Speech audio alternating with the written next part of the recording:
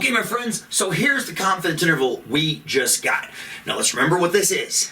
This is the 95% confidence interval for the average difference between the thumb and the finger times.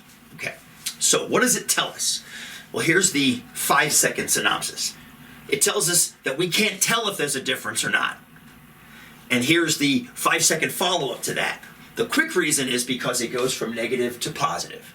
Now, that's the quick answer in 10 seconds or less. Now let's slow it down and make sure you understand why. I'm going to plot this interval on a number line on the chalkboard real quick. Now it's a pretty tight interval. I'm going to put, it's a negative 0.17. I'm going to start this down here at negative 0.2. And then we'll go to negative 0.1, and then we'll go to 0, and then we'll go up to 0.1. That gives us enough room to cover the whole interval.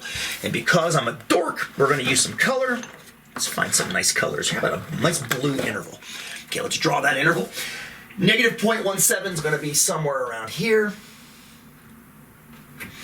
Coming all the way to to positive 0.07. So it's going to be like somewhere around here. Okay, so that's effectively the confidence interval. Okay. Now, remember, we don't know what the actual average difference is, if there is one. But this is the best estimate we've got based on a sample of size 15. This interval really has 3 regions that disagree with each other, and here's why. Everything from the negative 0.17 up to the 0 tells us that the thumb is faster.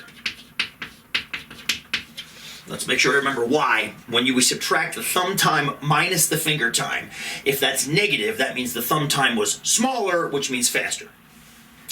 Anything from 0 up to that 0.07 means that the finger was faster. For exactly the opposite reason, right? But here's the problem. Right here, they're the same. So this interval literally has 3 regions. Part of it tells us the thumb is faster, part of us tells it the finger is faster, and part of us says we can't tell the difference. Well, guess what? That means you can't tell the difference. The only way there would be statistical evidence that there was a difference between the thumb and the finger is if this interval did not cross through 0.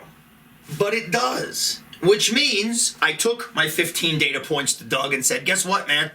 You can go back and tell your parents there's no statistical evidence to show that there is a difference between the thumb and the finger time.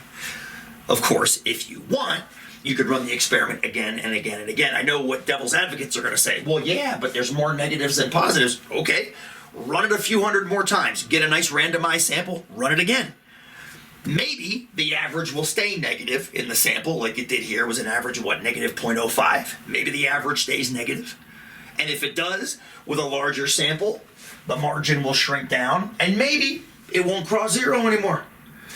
But you're never going to know until you run more samples. Okay. So that's just one quick example of how to do, I think statistically it's called a matched pair confidence interval, because it really is one data set. You're looking at the average difference. The average difference, in this case, between the thumb and the forefinger.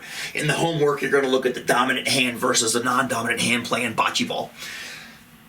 But it really is just a single T interval, just like the ones you did on day 13. It's exactly the same. You've got one data set. It's just that some of the values are going to be negative, some are going to be positive in this case. All right, go give it a shot.